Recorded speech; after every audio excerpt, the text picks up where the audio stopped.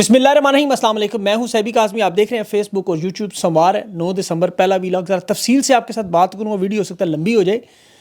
Bush बीबी की इमरान खान से अहम मुलाकात हुई। तहरीक इंसाफ में तब्दीलियाँ भी मुमकिन हैं। डी चौक में क्या हुआ, वापस कौन आया, इसकी तफसीलात भी आ चुकी हैं। अडयाला जेल में आज अहम केसेस की समाअत भी है, ख़ास मुलाकातें भी हुई। खान का अगला लाए अमल। और अमरीका में डोनाल्ड ट्रंप ने इस्टेब्लिशमेंट का बयानिया उड़ा दिया। 6 जनवरी यानी पाकिस्तानी 9 मई कैपिटल हमले में तमाम अफराद को आम माफ़ी का ऐलान। अमरीकी 9 मई बढ़ गया। यही अफरीदी की शामत आई। मंसूर अली शाह के बाद 6 जजेस से ख़त आया। और इस्टेब्लिशमेंट को भी आज झटका लगा, फ़ौजी अदालतों को भी झटका लगा। सुप्रीम कोर्ट का फ़ौजी फ़ैसले मानने से इनकार। मौलाना फजल रहमान क्या कर रहे हैं, इस्टेब्लिशमेंट को धमकियाँ क्यों दे रहे हैं, गोलियाँ सीने पे खाने की, डी चौंकाने की बातें क्यों कर रहे हैं। और नून लीग इलेक्शन कमीशन की बहुत बड़ी शिकस्त। खान का वफादार आदिल बाज़ई जीत गया। मरीम नवाज़ की चीन में भी नौटंकियाँ, शोबाजियाँ, चीन के ट्रैक्टर पर भी चढ़ गईं। और इस्टेब्लिशमेंट की एक और फतह, अनवर मकसूद ने हज़ारों लोगों के सामने माफ़ी मांगी। तफसील से इन खबरों की बात करूँगा, थोड़ी लंबी हो जाएगी वीडियो। बुश बीबी खान से मुलाकात हुई। डी चौक के बारे में तफसीलात भी खान को बताई गई। जो असल मामला डी चौक में हुआ, बहुत सारी बातें अवाम के सामने नहीं आई। डी चौक में क़यादत को लेकर गई कैसे, बुश बीबी ने वो वीडियो पैगाम जारी किया था पहले। संजानी और डी चौक का मामला था, उस पर डिस्कशन हुई। यहाँ पर बड़ी गौर तलब बात है कि खान को बताया गया था संजानी इस्लामाबाद के अंदर है, लेकिन इमरान खान को ये अंदाज़ा नहीं था कि संजानी इस्लामाबाद से कितना दूर है। अब ये मामला भी डिस्कस हुआ। इसके अलावा डी चौक 12 बजे के बाद बुशा बीबी की कंटेनर की आवाज़, साउंड सिस्टम कैसे बंद हुआ, उन्हें गाड़ी में कैसे बिठाया गया, वो क्या हालात बनते रहे, गोलियां कैसे चली, ये सारा मामला खान के सामने रखा। तफसीलात खान तक पहुँची हैं। अब बहुत बड़ी बड़ी तब्दीलियाँ आपके सामने आएंगी, कुछ दिन उसमें लगेंगे। तहरीक इंसाफ में अब ज़ाहिर है लोगों के अंदर इस वक्त सरासमीगी या डरे हुए हैं, और वो तब्दीलियों में अभी तफसील में मैं नहीं जाऊँगा, लेकिन मैं आपको इंशाल्लाह आपके सामने ज़रूर ये तफसीलात रखूँगा। जो खान के साथ वफादारी नहीं कर रहे उनका भी मैं आगे जिक्र करूँगा, आगे चल के आवाम के सामने वो नाम भी आएंगे। लेकिन जो इस वक्त लाए अमल है वो है सिविल नाफरमानी और बाइकआउट का मामला। ये बड़ी अहम डिस्कशन है और ये मामला बहुत बड़ा हो गया। देखें, खान की जब हुकूमत गिराई गई, आज चूँकि इंसदाद करप्शन का दिन भी है, तो इस्टेब्लिशमेंट और उनके ये दो ख़ानदान जो करप्शन में नई नई इजादात करते रहे, पनामा की मलका, अकामा के बादशाह, दुबई लीग से शहजादे, लंदन प्रॉपर्टियाँ, ये कतरी ख़त के ईजाद करने वाले, कैलबरी फॉन्ड बनाने वाले, तोशा खाना की गाड़ियों में बैठ के नैब के दफातर पेशियों वाले, एयरफोर्स के जहाज़ों को टैक्सियों की तरह इस्तेमाल करने वाले, 5 बरआज़मों में जायदादें बनाने वाले, स्विस बैंकों में अकाउंट्स रखने वाले बनारसी ठग, जिनकी वजह से खान के दौर में दुनिया की 10 उभरती मईशत में पहुँचने वाला पाकिस्तान रजीम चेंज ऑपरेशन को पत्थर के दौर में पहुँच गए। इन्हें बाइकआउट से क्यों ख़तरा है, मैं आपको इसकी तफसील बताता हूँ। देखें, इन्हें खान के हटाने से इन्हें क्या फ़ायदा हुआ और बाइकआउट का नुकसान क्या होगा। इनके कारोबार का मुनाफा 2022 में आप देखें, फ़ौजी इदारों का, फ़ौजी फूड्स का सिर्फ, तो ये 12 अरब था। खान को हटाने के बाद 2023 में ये 20 अरब पे चला गया। पूरे अशिया की कीमतें पाकिस्तान में बढ़ गई। इनका खालिस मुनाफा 2023 में फिर उसके बाद 3 गुना बढ़ गया। फ़ौजी फूड्स के खसारे खान के दौर में खसारे में थी। अगले साल ही खान को उठाने के बाद 60 करोड़ का खालिस मुनाफा। इसी तरह जरदारी की मिलें, शरीफों के खान बिज़नेस, कमर्शियल इदारे, ये खान की हुकूमत गिराने के बाद 150-200% मुनाफा कमाते रहे। मुआशी हालात, हालांकि PIA देख लें, स्टील मिल देख लें, रेलवे, वापडा, OGDC, जिस महकमे को उठाएं तबाह बर्बाद, लेकिन ये 150-200 गुना तरक्की। इसीलिए कभी ट्रैक्टर पे मरियम को बिठा देते, कभी रोबोट पे बिठा देते, कभी टिकटॉक चला देते, कभी जाली अद्वियात, ये नोटंकियाँ कर करके कैंसर की मर्ज़ को, सर दर्द की गोलियाँ देते रहे। अब इन्हें ख़तरा बाइकआउट से क्यों है? आप इनकी वारदात का करेंसी से भी अंदाज़ा करें कि इस वक्त पाकिस्तान जंग ज़दा ममालिक से नीचे है। भारत का 1 रुपया 3 रुपये 18 का है। अफ़गानिस्तान 20 साल की जंग में रहा, वो भी 4 गुना ज़्यादा तरक्की करके 1 रुपया पाकिस्तान के 4 रुपये 3 पैसे का हो गया। इथोपिया, जहाँ कहत की मिसाल देते थे, अफ्रीका का गरीब मुल्क, वहाँ की करेंसी पाकिस्तान के 2 रुपये 15 पैसे। और यूक्रेन दुनिया की सबसे बड़ी जंग में मसरूफ़ है, उनका 1 रुपया पाकिस्तान के 6 रुपये 19 का है। और श्रीलंका भी दिवालिया हो के भी 1 रुपया 5 पैसे। और अमेरिकी डॉलर की तो बात ही ना करें, 280 का मिल रहा है, 330 का भी मार्केट में नहीं मिलता, ढूंढ के देख लें। पासपोर्ट, दुनिया के बदतरीन पासपोर्ट्स में वीज़ा सिर्फ वहाँ का आपको मिलता है जहाँ लोग अपने दुश्मनों को भी नहीं भेजते। और वर्ल्ड पॉपुलेशन की रिपोर्ट में जो ये दुनिया के साथ जुड़ने का मामला था, वो भी काट के इन्होंने इंटरनेट से हमें जो 14 साल पीछे भेज दिया दुनिया से। आपको पता है फ्रीलांस बिजनेस में 64% नौजवान जो पाकिस्तान का मुस्तकबिल है, इस वक्त 70% फ्रीलांस कॉन्ट्रैक्ट ख़त्म हो गए। 70%। मैं ज़ाती तौर पर लोगों को जानता हूँ, काम ही छोड़ गए, बेरोज़गार हैं। ये पाकिस्तान का असासा बनने थे, अब बेचारे बोझ बन जाएंगे। वजह 77 साल के ये हुक्मरान, उनकी इस्टेब्लिशमेंट के 2 ख़ानदान। अब आप अगर इनसे पूछें सवाल ये वाले, तो ये आपसे कहेंगे हम ना होंगे तो शाम बन जाएंगे, शाम बन जाएंगे, आपका हाल शाम वाला होगा, शाम को देखें। سیریا یعنی شام کے حالات کا ذکر کریں ان کے سامنے، ان کو بتائیں کہ بشار الاسد کو عوام نے اٹھا کے باہر پھینک دیا، اور خدا کی قسم اگر یہ لوگ نہ ہوتے تو پاکستان سوئٹزرلینڈ تو بے شک نہ بنتا، لیکن ہندوستان، نیپال، افغانستان، یوکرین سے بہتر ہوتا۔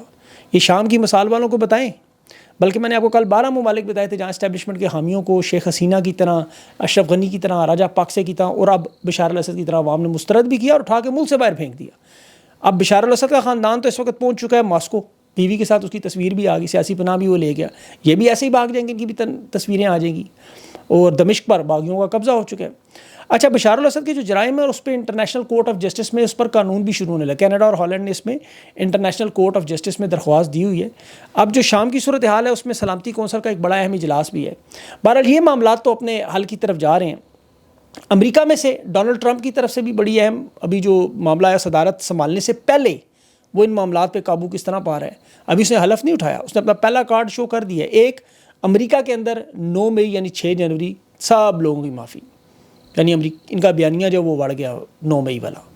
دوسرا، جو سزائیں جن کو اس ساروں کو معاف کیا۔ دوسرا، اس نے جو 3 بڑے تنازعات ہیں جس کے اثرات پاکستان پہ براہ راست ہیں، یاد رکھیں اس میں مسلمانوں کا نقصان ضرور ہو رہا ہے، فلسطین کا نقصان ضرور ہے، لبنان کا نقصان ضرور ہے، لیکن جنگ بند ہوگی اور طاقت کو ظاہر تسلیم کروا لیا انہوں نے۔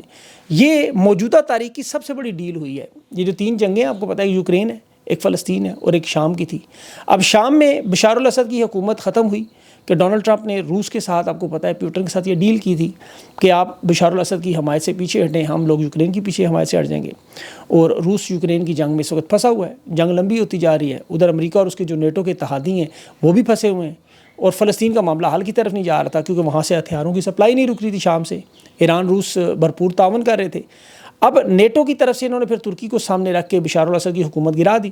اب اس کا اثر براہ راست فلسطین اور یوکرین کی جنگ پہ پڑے گا، کیونکہ روس یہاں حمایت سے ہٹے گا تو امریکہ یوکرین کی حمایت سے ہٹ جائے گا۔ فلسطین کا میں نے آپ کو ابھی معاملہ بتایا ہے، اس کے ساتھ ساتھ جو سپلائی لائن کا ایشو تھا شام کے ذریعے، جس میں لبنان اور فلسطین کو نقصان ہوگا۔ اب یہاں دیکھیں 50 سال کے بعد اسرائیل کا وزیر اعظم نیتن یاہو شام کا دورہ کر رہا تھا، کہہ رہا تھا ہم نے انہیں آزادی دلوا دی، 50 سال کے قبضے سے شام کو نجات دی۔ بشار الاسد ایک ڈکٹیٹر تھا، ظالم تھا، اس میں تو کوئی دو رائے نہیں ہے، بے گناہ لوگوں کو اس نے قید بھی کیا، مارے بھی۔ لیکن اب جو شخص لائے ہیں یہ بھی امریکہ کی بہت بڑی پراکسی ہے، پورے خطے میں قابو رکھنے کا اسرائیل کا بہت بڑی مدد ہے۔ اس کے سر پر امریکہ نے $10 ملین کا جولانی کے سر پر انعام رکھا ہوا تھا۔ اب چونکہ آپ کو پتہ ہے سینٹرل کمانڈ توڑنے کے لیے، فلسطین کی سپلائی لائن کو توڑنے کے لیے 50 سال کا خواب پورا ہو گیا۔ اب جو فلسطینی مزاحمت کر رہے تھے، جنہیں ہتھیار شام سے ملے تھے، وہ ملنا بند ہو جائیں گے، اور گولان کی پہاڑیوں کی جو فتح ہے اسرائیل کا، وہ خواب وہ پورا ہو جائے گا۔ کل اسرائیل کے ٹینک شام کا بارڈر کراس کرتے ہوئے آپ نے دیکھ لی ہوں، خوشیاں دیکھیں ان کی، جیسے جولانی کی جگہ نیتن یاہو صدر بن رہے ہیں۔ بہرحال معاملہ میں بات کر رہا تھا بائیکاٹ کی، میں چلا گیا شام کی طرف۔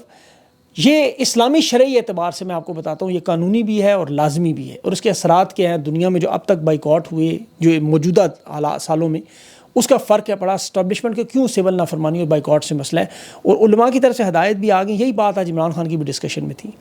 دیکھیں اس بائیکاٹ کی کچھ تازہ ترین جو مثالیں، ان میں ایک تو اسرائیل کی مصنوعات آپ دیکھیں فلسطین کے معاملے پر، یہ عالمی احتجاج پر اسرائیل کی معیشت جو کہ 1000 ارب امریکی ڈالر کی 2022 میں، انہیں $260 ملین کا روزانہ نقصان ہوا ہے، $50 ارب تک پہنچا ہے نقصان، اندازہ کریں۔ یہ عوام کا بائیکاٹ تھا، اور اس میں کوئی مسلم ملک کی حکومت شامل نہیں تھی، صرف عوام نے کیا، اور ان کی جو اہم مصنوعات ہیں آپ کو پتہ ہے وہ ساری بھی تباہ ہوئیں۔ پھر اس کے بعد آپ دیکھیں دنیا میں ایپل بہت بڑی برانڈ ہے، مزدوروں کے استحصال کرتے رہے، وہاں بائیکاٹ ہوا دنیا بھر میں، انہیں ساری پالیسیاں بدلنی پڑیں۔ میک ڈونلڈس دیکھ لیں، اس پہ فلسطین کا بھی معاملہ تھا، مغربی ممالک میں سب سے مرغوب غذا ہے۔ اس بائیکاٹ کی وجہ سے اسرائیل کے اندر انہوں نے 225 ریسٹورنٹ ان کی ملکیت واپس لے لی۔ آپ اوبر رائڈ شیئر کمپنی ہے، ڈرائیوروں کے حقوق پر ان پر بائیکاٹ ہوا ان کا۔ آپ دیکھیں پاکستان میں، مراکش میں، ڈنمارک میں، آسٹریا میں، بلغاریہ میں، دنیا کے بہت سارے ممالک میں اوبر نے اپنے آپریشنز ختم کر دیے۔ فرانس کی مصنوعات کا خاکوں کی اشاعت پر آپ کو پتہ ہے بائیکاٹ ہوا تھا، ان کی معیشت گھٹنوں پہ آ گئی۔ برٹش پیٹرولیم کا 2010 میں ان کا بائیکاٹ ہوا، یہ کہاں سے کہاں چلے گئی۔ یہ ساری پالیسیاں بدلنے پر مجبور ہے، معافیاں مانگتے رہے۔ ایسٹ انڈیا کمپنی کا تو آپ کو میں نے کل بھی بتایا، گاندھی نے جب کیا تھا بائیکاٹ تو وہ پھر آ کے برطانوی راج 1947 پہ ختم ہوا۔ تو یہ ساری بڑی اہم چیزیں ہیں جو آج کے معاشرے میں بائیکاٹ کرتا ہے۔ اب سب سے بڑی مثال ہمارے لیے شیب ابی طالب، دین سے ہمارے رسول اللہ صلی اللہ علیہ وسلم نے مسلمانوں میں، آپ کو پتہ ہے کفار ظلم و ستم کرتے تھے، جواب میں پھر نبی پاک صلی اللہ علیہ وسلم نے مسلمانوں کو 3 سال کے لیے بائیکاٹ کا ان لوگوں سے اعلان کیا۔ شیب ابی طالب میں وہ وہاں رہے، اور وہاں پہ کفار کی معیشت کو کمزور کرنے کے لیے مدینہ میں بھی کفار کے جو تجارتی قافلے تھے انہیں بھی روکا جاتا تھا جنگ بدر کے دوران۔ اب شیبی طالب معاشی پابندیاں بھی لگیں، رسول اکرم صلی اللہ علیہ وسلم کے خاندان کے ساتھیوں نے، خوراک کی قلت بھی آتی رہی، اور لیکن آپ صلی اللہ علیہ وسلم نے بائیکاٹ کیا اور مثال قائم کی، بھوکے رہ کر، پیاسے رہ کر، صبر استقامت سے بتایا کہ پرامن انداز میں احتجاج کا یہ بھی ایک طریقہ ہے۔ پیٹ پہ پتھر باندھنے کا آپ نے سنا ہوگا، وہ خوراک کی اتنی قلت تھی، ایک تو خندق کا واقعہ اور ایک یہ بھی ہے کہ صحابی اپنا ایک پیٹ دکھا رہے تھے، ایک پتھر تھا، تو رسول اکرم صلی اللہ علیہ وسلم نے اپنے 2 پتھر دکھائے پیٹ پہ۔ اب پیٹ پہ آپ کو پتہ ہے پتھر کب باندھا جاتا ہے؟ جب آپ کا یہ پیٹ پسلیوں سے جا کے لگ جائے، اتنی جگہ بن جائے کہ آپ کو پیٹ پہ پتھر باندھنا پڑے۔ ذرا اس کو سوچیں 2 منٹ کے لیے۔ ہم یہاں فورن ریمیٹنس کی بات کرتے ہیں، گھر والوں کے خرچے کی بات کرتے ہیں، لوگ 3 مہینے برداشت نہیں کرتے۔ آپ لوگوں کو پھر کوئی حق نہیں ہے تبدیلی کا سوچیں، قربانیاں دینی پڑیں گی، جس طرح شہداء نے ڈی چوک میں دیں، سروں میں گولیاں کھائیں، لاشیں آج بھی ان کی غائب ہیں۔ اب ایک ایک خاندان کے 9 لوگوں کے آپ کو پتہ ہے جو کام کرنے والے تھے، بیٹیوں کے باپ تھے، بہنوں کے بھائی تھے، یہ سارے کے سارے شہید ہوئے اس طرح۔ ہمیں ان شہداء کو کبھی نہیں بھولنا۔ وہ خواجہ آصف پاناما کے کیس میں کہا کرتا تھا اس قوم کی یاداشت بڑی کمزور ہے، بھول جائیں گے، لیکن ہم نے انشاءاللہ انہیں بھولنے نہیں دینا۔ یہ جتنے مرضی مذاکرات کریں، باتیں کریں، توجہ ہٹانے کے لیے بائیکاٹ کی طرف نہ جائیں تاکہ سول نافرمانی کی طرف نہ جائیں، کبھی پارلیمنٹ، کبھی فیصل واڑہ، کبھی فضل الرحمان ڈی چوک میں گولیاں کھائے، کبھی نون لیگ، کبھی پیپلز پارٹی، لیکن آپ کا فوکس خان پر اور شہداء پر رہنا چاہیے، علیمہ خان کے بیانات پہ رہنا چاہیے۔ یہ سوال اٹھائیں، گولی کیوں چلائی، کس نے چلائی، لاشیں کون چھپا رہا ہے، مسنگ افراد کا ڈاٹا کدھر ہے۔ اپنے ایمان کی طرح ان شہداء کی قربانیوں کو یاد رکھیں، عقیدے کی طرح صبح اٹھ کر اسے اپنے معمول کا حصہ بنائیں، شہداء کے بارے میں ٹویٹ کرنی ہے، پوسٹ کرنی ہے، ویڈیوز بنانی ہے، ان کے بارے میں بات کرنی ہے۔ یہ 26 نومبر کے شہداء، ان کا پاکستان کے شہداء سے افضل مقام ہے۔ یقین کریں یہ وہ شہداء تنخواہ نہیں لیتے تھے، یہ وہ شہداء ہیں جو مراد بھی نہیں لیتے تھے، انہیں کوئی پینشن نہیں ملنی، یہ وہ عاشق زہر کا پیالہ اپنی آنکھوں کے سامنے پی گئے، اپنے خون سے 804 لکھتے رہے، انہیں مت بھولیے گا۔ میں کم از کم آپ کو نہیں بھولنے دوں گا، خان آپ کو نہیں بھولنے دے گا، مجھے پتہ ہے۔ وہ ارشد چیف شہید کو، ذیل شاہ کو ہم کبھی نہیں بھولے، تو ان شہداء کو کسی صورت میں ان کی قربانیاں نہیں بھولنی چاہیے۔ اب دیکھیں میں نے آپ کو خواجہ آصف کو بتایا نا کہ جس طرح یہ کہتا تھا قوم کی یاداشت کمزور ہے، یہ سب لوگ یہی سمجھتے ہیں۔ آج 13 دن ہوئے لیکن آپ لوگ نہیں بھول رہے، اور انشاءاللہ آپ لوگوں نے اس کو جو وقت گزرتا جائے آپ نے اسے روزانہ کی بنیادوں پہ یاد کرنا۔ یہ میرے ویلاگ کا سب سے اہم حصہ ہے۔ خیبر پختونخوا کی حکومت کو یادگار قائم کرنی چاہیے، ایک عظیم الشان مینار بنائیں، وہاں شہداء کو خراج عقیدت پیش کریں، آن لائن پلیٹ فارمز ہیں جیسے آپ کے ٹویٹر، فیس بک، یوٹیوب، انسٹا وغیرہ، اس پہ روزانہ اظہار کریں، اپنی درسگاہوں میں اس کو حصہ بنائیں، ڈاکومنٹریاں بنائیں، سیمینار کروائیں، تقریری مقابلے کروائیں، کورس کا حصہ بنائیں اسے، ہر سال انشاءاللہ اس کی تقریبات ہونی چاہیے، اس پہ فلمیں بنائیں، ڈرامے بنائیں، شاعری لکھیں، گانے لکھیں، ترانے لکھیں، نغمے لکھیں، سوشل میڈیا پہ ہیش ٹیگ تو آپ استعمال کرتے ہیں، ایک رفاعی ادارہ ان کے لیے بنائیں، ان کے اوپر کتابیں لکھیں، بخدا ان کے انٹرویوز ان کے شہداء کے بار بار دکھائیں، ان کے خاندان کے، ان کے ناموں پر پارک رکھیں، سڑکیں بنائیں، تاکہ لوگوں کو پتہ چلے کہ پاکستان میں حقیقی جمہوریت کے ان لوگوں نے قربانیاں دیں۔ آج 13 دن ہو گئے ہیں، تحریک انصاف کی قیادت کو عملی اقدامات کرتی نظر نہیں آ رہی۔ خان کا بڑا واضح حکم ہے کہ FIR شہباز شریف اور محسن نقوی پر درج کرائیں، FIR نہیں ہو رہی، میں دیکھ رہا ہوں بڑا، اور اس کو میں بڑے غور سے دیکھ رہا ہوں، یہ معاملہ میرے بڑے قریب ہے دل کے، اور اس پہ پھر رگڑا شروع ہوگا۔ اب دیکھیں کیونکہ چیئرمین بیرسٹر ہیں، وہ بھی نامی گرامی وکیل ہیں، سیکرٹری ہیں بیرسٹر سلمان اکرم راجہ، یہ بھی بڑے نامی گرامی وکیل ہیں، پنجاب میں لطیف کھوسا بہت بڑے وکیل ہیں، شیر افضل مروت بڑے سینئر دبنگ وکیل ہیں، وکلا کی ایک پوری فوج بریگیڈ ہے ان کے پاس۔ بھئی آپ کیوں نہیں FIR کی طرف جا رہے، درخواست کیوں نہیں دے رہے؟ ٹیکنیکل معاملہ مجھے پتہ ہے لیکن حل نکالیں اس کا۔ بیرسٹر صاحب کے اکاؤنٹ پہ جائیں، خان کی ٹویٹ کو ری ٹویٹس کیوں نہیں کرتے؟ اب دیکھیں خیبر پختونخوا میں وہاں پہ سینٹ کے لیے ابھی تک درخواست کیوں نہیں سامنے آئی؟ بلا شبہ پاکستان میں قانون نہیں ہے، اس میں کوئی دو رائے نہیں ہے، میں اس قانون کی طرح، لیکن ہمیں چونکہ اسی سسٹم میں رہ کے بات کرنی ہے، اسی سسٹم کے تحت چلنا ہے۔ قانون کے حالات تو یہ ہیں کہ آپ پولیس والے کو گھور کے دیکھیں دہشت گردی کا مقدمہ ڈال دیتے ہیں۔ قانون کے اندر تو اس وقت یہ ہے کہ اگر کسی فوجی افسر کی کوئی ساس، کوئی اماں، کو خالہ خان کی تصویر دیکھ لے گی تو اس پر غداری کا مقدمہ ہو جائے گا، اور پھر جو پتھر مارنے والے کو اٹھا کے وہ دہشت گردی کے پرچے دیتے ہیں، حالانکہ خود دن دہاڑے گولیاں مارتے ہیں، پھر پوچھتے ہیں لاشیں کہاں ہیں۔ بہرحال عدلیہ پہ بات کی ہے تو عدلیہ کی بھی کچھ ڈیولپمنٹس آپ کو بتا دوں۔ بشرا بی بی کا میں نے آپ کو بتایا، ان کی ملاقات خان سے ہوئی، ان کا 190 ملین کا کیس بھی تھا، وارنٹ ان کے جاری ہوئے تھے اصل میں، لیکن آج جانا وہ سارے معاملات ڈسکس کرنے تھے۔ آج ان کے ضامن کے شورٹی بانڈ بھی کہہ رہا تھا جج کیوں نہ ضبط کر لیں، اندازہ کریں، اور یہاں نواز شریف 4 سال بھاگا رہا۔ فوجی عدالتوں میں کیس کی بھی آج بڑی اہم بات ہوئی، اس میں جسٹس مسرت حلالی بڑا اہم کردار ادا کر رہی ہیں۔ انہوں نے آج سوال پوچھا کہ آج اگر ہم نے اجازت دے دی تو پھر فوجی، اس کا مطلب ہے پھر سارے معاملات یہی کریں گے۔ اب ان کے ساتھ جو باقی ججز ہیں وہ واردات تو کر رہے ہیں۔ ملٹری ٹرائل کا جو معاملہ ہے یہ بڑا اہم معاملہ ہے، کیونکہ یہ معاملہ خان کی طرف لے کے جانا چاہتے ہیں، 9 مئی کے کیسز کو ملٹری ٹرائل کی طرف لے کے جائیں۔ اب حفیظ اللہ نیازی صاحب جو حسان نیازی کے والد ہیں، ان کا یہ کیس تھا بیٹے کا، انہوں نے کہا میرے بیٹے کے پہ آپ کیس چلائیں، 1.5 سال سے وہ فوج کی تحویل میں ہے، طویل ترین ریمانڈ تاریخ کا دے دیا آپ نے، نہ ہائی کورٹ جا سکتا ہوں نہ سپریم کورٹ جا سکتا ہوں، بیٹے کو میرے ایسے سزا دی، اسے جیل بھیجیں آپ۔ تو جسٹس امین الدین خان نے سرزش کر دی فیض اللہ نیازی کی الٹا اور جیل منتقل کرنے کی درخواست بھی مسترد کر دی. یاد رکھیں یہ 6 رکنی بینچ تھا جو سویلین کا فوجی عدالتوں کے ٹرائل کی درخواست، یہ جس کا اب سربراہ امین الدین خان ہے، یہ اس وقت بھی جو بینچ بنا تھا لارجر بینچ کی جس میں درخواست تھی، جس میں انہوں نے پریکٹس پروسیجر میں بھیج دیا تھا فیصلہ، یہ سردار طارق مسعود صاحب آپ کو یاد ہوں گے نون لیگ کے، انہوں نے 9 مئی کے بعد ایک بینچ بنا تھا اور اس میں جسٹس امین الدین خان بھی شامل تھا. انہوں نے وہ فیصلہ جو سپریم کورٹ نے پہلے دیا تھا کہ آپ نہیں سن سکتے ملٹری رو، وہ کالعدم بھی کیا تھا. اس میں اس کے ساتھ محمد علی مظہر تھا، جسٹس امین الدین خان تھا، سردار طارق مسعود تھا، حسن اظہر تھا، عرفان سعادت، اور یہ پانچوں گھی میں اور سارے کڑائی میں آج. اب یہ جو کیس چل رہا ہے نعیم اختر افغان کی عدالت میں چل رہا ہے، وہ ان ججز میں شامل نہیں تھا.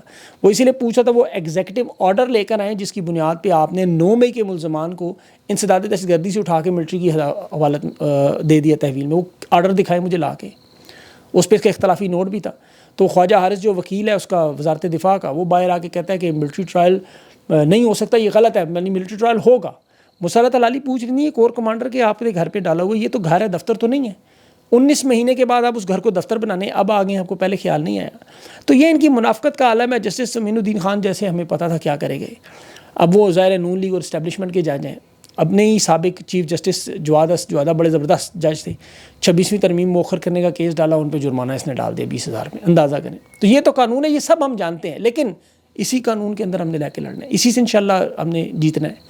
ارشد شریف شہید کا کیس بھی دیکھیں، نئی رپورٹ کے لیے حکومت کو مزید مہلت دے دی. 2 سالوں میں ارشد شریف شہید کا کیس 9 مرتبہ سماعت ہوئی، ایک نتیجہ نہیں نکلا، اور 18 مہینے بعد از خود نوٹس لیا گیا تھا.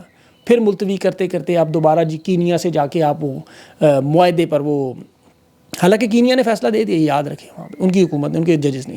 اب حکومت کہہ رہی ہے ہم اس معاہدے پہ دستخط کروائیں گے کل. آخر میں عادل بازئی کا فیصلہ بھی آ گیا کمیشن کا، الیکشن کمیشن کو. یہ انہوں نے 12 دسمبر کی سیٹ جو ہے وہ واپس آ جائے گی انشاءاللہ. وہ جسٹس عائشہ ملک کیس سن رہی ہیں، اور آج بھی منصور علی شاہ ہنستے ہوئے اس پہ پوچھ رہے مخصوص نشستوں کے فیصلے کا کیا بنا بھائی. مطلب کیا بننا ہے، آپ اٹھ کے کھڑے نہیں ہوتے جب آپ کے وقت، آپ چھوڑیں. آپ منصور علی شاہ بھی ہمیں ڈنگ ٹپاؤ پروگرام ہے. بہرحال لگے رہیں اپنے منع بھائی کی طرح چھوٹے موٹے کام کرتے رہیں جو بھی ہے. اب اس کے علاوہ خیبر پختونخوا میں سینٹ کے انتخابات، اس پہ بھی انہوں نے کوئی کیس نہیں اٹھایا، اور سمی ابراہیم صاحب کو آج ملک سے باہر جانے کی اجازت مل گئی، عمر ایوب کو بھی ضمانت ملی ہے. تو یہ سارے معاملات تھے آج. انشاءاللہ جو اگلے ایک خان صاحب پہ سائبر کا کیس بھی ڈلا ہے، بہرحال وہ بھی سائبر کرائم کا. خیر خان کے کیسز کی تو ہم بات ہی نہیں کرتے، جتنے مرضی ڈالتے ہیں. اگلے ویلاگ میں انشاءاللہ بات کریں گے. ویڈیو لمبی تھی، آپ کا بہت بہت شکریہ. انور مقصود صاحب کی معافی کا بھی مجھے بڑا افسوس ہوا دیکھ کے، ان کی ویڈیو وائرل ہوئی تھی کل. میں نے آپ کو بتا دیا تھا وہ معافی آ جائے گی. نیوی کے متعلق بیان انہوں نے کہا جی کسی کو دکھ پہنچا تو معذرت کرتے ہیں. تو ہم انور مقصود صاحب آپ سے بھی معذرت کرتے ہیں. اللہ پاکستان پہ رحم کرے. اگلی ویڈیو تک کے لیے اجازت دیں. اللہ حافظ.